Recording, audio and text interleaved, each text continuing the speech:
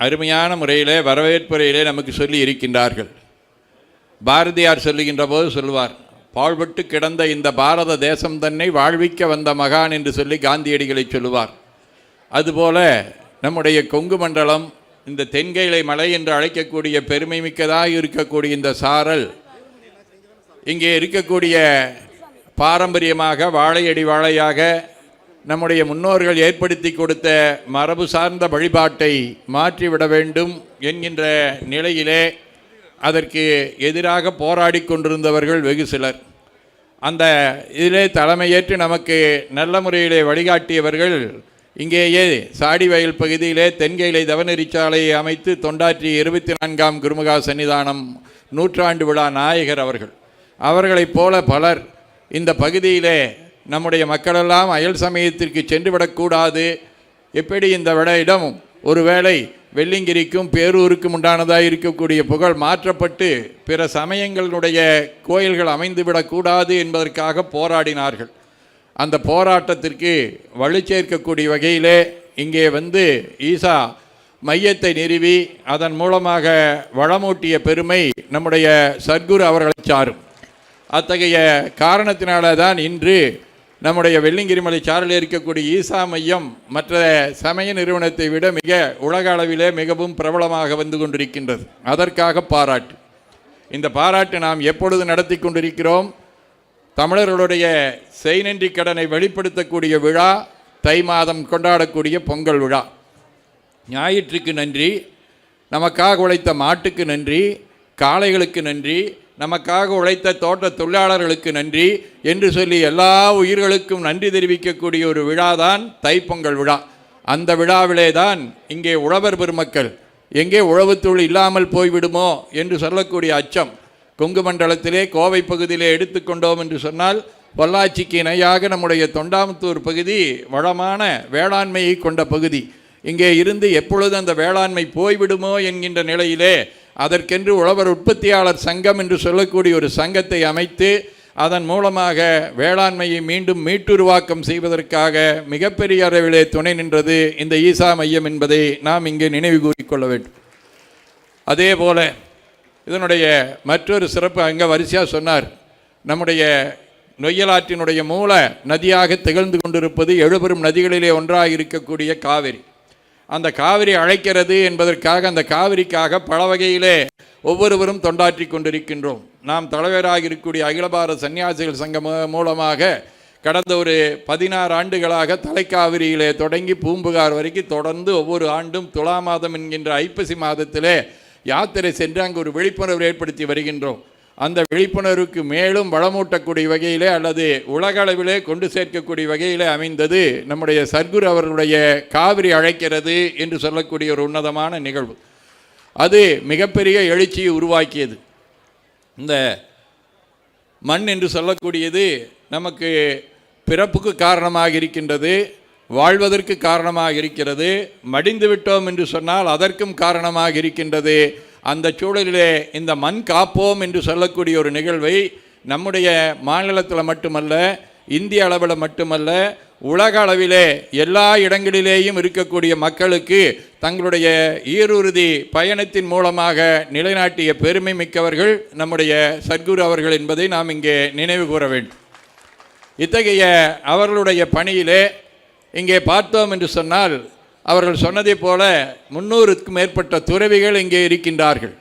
துறவிகள் என்று சொன்னால் யார் என்றால், ஒரு காலத்தில் என்ன சொல்லுவார்கள், குடும்பத்தில் மனைவி இறந்து போய்விட்டால் பையன் பேணி பாதுகாப்பதில்லை, என்ன செய்வது, எங்காவது இருக்கக்கூடிய ஒரு ஆசிரமத்தில் போய் அங்கே கல்லாடை வாங்கி கொண்டு சில காலம் கழித்து விடுவோம் என்பதற்காகத்தான் நிறைய மடங்களும் சமய நிறுவனங்களும் இருந்து கொண்டிருந்தன. அந்த நிலையை மாற்றுவதற்கு பல்வேறு வகையிலே ஒவ்வொருவரும் ஒவ்வொரு முயற்சி மேற்கொண்டார்கள். நம்முடைய அடிகளார் அவர்கள் துறவியர் பயிற்சி மையத்தை நம்முடைய தென்கைலை தவநெறி சாலையில் தொடங்கினார்கள். அதுபோன்று இருக்கக்கூடிய வகையிலே ஒவ்வொரு ஆதீனங்களும் இளைஞர்களை கொண்டு வர வேண்டும் என்று முனைந்து செயல்பட்டு கொண்டிருந்தாலும் கூட நிறைய இளைஞர்களை கொண்டு சேர்க்க முடியவில்லை. அயல் சமயத்தில் அப்படி இல்லை. நம்ம வீட்டிலலாம் நாம் என்ன செய்வோம் அப்படின்னு சொன்னால், ஒரு ஆடு குட்டி போட்டுச்சு அப்படின்னு சொன்னால், குட்டி போட்டான உடனே அதில் முதல் குட்டி போட்டுச்சுன்னா அது சாமிக்கு ஒன்று மாரியாத்தாளுக்கு இருக்குது, மாகாளியாத்தாளுக்கு இருக்குது, இன்னைக்கு குலதெய்வக்குன்னு சொல்லி அந்த குட்டியை விடுவோம். ஆனால் நமக்கு ஒரு குழந்தை பிறந்து விட்டது என்று சொன்னால் அதை இறுக்கி நம்ம பிடித்து பற்றோடு வைத்துக்கொள்வோம். பிற சமயத்தில் அப்படி அல்ல. மாட்டுக்கு பதிலாக ஆட்டுக்கு பதிலாக அவங்களுக்கு முதல் குழந்தை பிறந்ததுன்னா அந்த குழந்தையை இது சாமி குழந்தைன்னு சொல்லிடுவாங்க. அந்த சாமி குழந்தைன்னு சொன்ன பின்னால் அந்த குழந்தை அப்படியே வளரும். அவர்கள்தான் இன்று நம்முடைய பாரத பண்பாட்டுக்கு மாற்றாக இருக்கக்கூடிய வகையில் இந்திய அளவில் மட்டுமல்ல உலக அளவிலே இங்கே இருந்து சென்று அவருடைய சமயத்தை பரப்பி கொண்டிருக்கக்கூடிய பெருமக்கள். அவர்களுக்கு ஈடு கொடுக்கக்கூடிய வகையிலே இளைஞர்கள் தொழில்துறையிலே வல்லவர்கள், பொருளாதாரத்திலே வல்லவர்கள், வேளாண்மையிலே சிறந்தவர்கள், கணினித்துறையிலே சிறந்தவர்கள், மருத்துவர்கள், பொறியாளர்கள் என்று சொல்லக்கூடிய இளைஞர்களையெல்லாம் ஈர்த்து எங்களுடைய இளைஞர் பட்டாளம் எங்களுடைய சமயத்திற்கும் இருக்கிறது என்பதை உலகத்துக்கு அறிவித்த ஒரு பெருமை நம்முடைய சத்குரு அவர்களை சாரும். அது மட்டுமல்ல, நம்முடைய சங்க இலக்கியங்களும் சரி திருக்குறளும் சரி நம்முடைய வாழ்க்கைக்கு ஒரு வழிமுறையை சொல்லி இருக்கின்றது.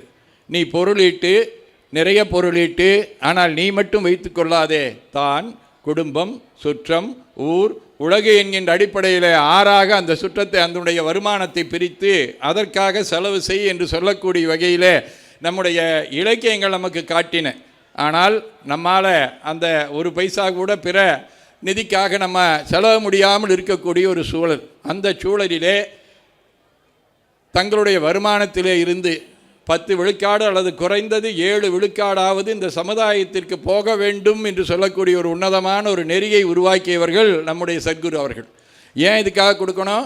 நாம் நினச்சிக்கிறோம் நம்ம அப்பா அம்மா சாப்பாடு போடுறாங்க, நாம் சம்பாதிக்கிறோம், நாம் கஷ்டப்பட்டு உழைக்கின்றோம், இந்த பணத்தை கொண்டு சாதனங்கள் இவையெல்லாம் நமக்கு பார்த்தோம்னா யார் கொடுக்குறாங்க அப்படின்னு பார்த்தா நம்ம உடனே சொல்லிடுவோங்க அப்பா அம்மா எனக்கு கொடுத்தது அப்படின்னு தெரியும். ஆனால் நாம் ஒரு சகாரா பாலைவனத்திலேயோ அண்டார்டிகாவிலேயோ ஆர்டிகாவிலேயோ இருந்தோம் என்று சொன்னால் என்னதான் முயற்சி பண்ணாலும் இந்த வசதி எதுவுமே நமக்கு கிடைக்காது. அப்போ கிடைக்கிறதுக்கு காரணம் இந்த சமுதாயம். இந்த சமுதாயத்திற்கு நாம் செய்யக்கூடிய கைங்கரியமாகத்தான் நம்முடைய பெரியவர்கள் நம்முடைய 6லே ஒரு பங்கு மற்றவர்களுக்கு கொடுக்க வேண்டும் என்று சொன்னார்கள். அதையும் கூட ஒரு இன்னொரு படி மேலே போய் நீ 6ல் ஒரு பங்கு கொடுக்காட்டியும் பரவாயில்ல, ஒரு 15ல் ஒரு பங்காவது மற்றவர்களுக்கு கொடு என்று சொல்லக்கூடிய ஒரு ஈகையை வளர்த்திய ஒரு பெருமைக்குரியவர்கள் நம்முடைய சத்குரு அவர்கள். அவருடைய பணி ஒரு மிகச்சிறப்பான பணியாக அமைந்திருக்கின்றது. இத்தகைய தொடர் பணிகள் அவர்களுக்கும் நம்முடைய ஆதீனத்துக்கும் ரொம்ப நெருங்கிய தொடர்பு. நம்முடைய 24ஆம் குருமகா சன்னிதானங்கள் இருக்கின்ற போது அடிக்கடி நம்முடைய தென்கையிலை தவநெறிச்சாலைக்கு வந்து அவர்களோடு கலந்து உரையாடி செல்வார்கள். அதனுடைய தொடர்பாக அவர்கள் நம்மிடத்திலேயும் தொடர்ந்த ஈடுபாடு கொண்டு திகழ்கின்றார்கள். அந்த வகையில் அவர்கள் வருகின்ற போது அந்த மண் காப்போம் என்று சொல்லக்கூடிய நிகழ்ச்சியை நிறைவு செய்து வருகின்ற போது நம்முடைய பேரூர் ஆதீனத்திற்கு வந்து அங்கே அன்பர்களெல்லாம் கொடுத்ததாகிய வரவேற்பையும் ஏற்று சிறப்பித்தார்கள். எங்களுடைய குடமுழுக்கு விழாவிலேயும் வந்து சிறப்பித்தார்கள். இப்படி தொடர்ந்து எங்களுடைய ஆதீனத்தோடு நல்ல ஒரு நெருக்கமான தொடர்பிலே இருப்பவர்கள் நம்முடைய சத்குரு அவர்கள். அவர்களுடைய இந்த திருவிழா இவர் யாருக்காக எடுக்கிறார், இவங்களுக்கு எதுக்கு திருவிழா, இவர்களுக்கு என்ன குடும்ப திருவிழா அப்படின்னு சொன்னால் இங்கே இருக்கக்கூடியவர்கள் இப்போல்லாம் நாம் என்ன சொல்கிறோம், நாம் இருவர் நமக்கு ஒருத்தர் வேண்டாங்கிறோம். இன்னும் கொஞ்ச நாளுக்கு முன்னால் என்ன சொன்னாங்க, நாம் இருவர் நமக்கு ஒருவர் நாங்கள். அதுக்கு கொஞ்ச நாளைக்கு முன்னால் நாம் இருவர் நமக்கு இருவர் நாங்கள். அதுக்கு முன்னால் என்ன பண்ணாங்க, எங்கள் ஊடு முழுக்க குழந்தை குட்டிகளாக இருக்கும். ஒரு பெரிய ஒரு சின்ன ஊரே நம்ம வீட்டுக்குள்ளே இருக்கும். எங்களுக்கு 6 குழந்தைங்க 6 பையன் 10 பிள்ளைங்க இப்படின்னு சொல்லக்கூடிய ஒரு நிலை இருந்தது. இது மாதிரி இருக்கக்கூடியது தான் நம்முடைய குடும்பம். மீறி போனோம்னா அந்த காலத்து குடும்பத்தில் பார்த்தோன்னா ஒரு குடும்பத்தில் 50 பேர் இருப்பாங்க, 100 பேர் இருப்பாங்க. அந்த 100 பேருக்கு உண்டானதாக இருக்கக்கூடிய குடும்பத்தினுடைய விழாவை கொண்டாடுவது சிறப்பல்ல, உலகமே எங்களுடைய குடும்பம். உலகத்தில் இருக்கக்கூடிய எல்லா மக்களும் எங்களுடைய குடும்ப உறுப்பினர்கள்.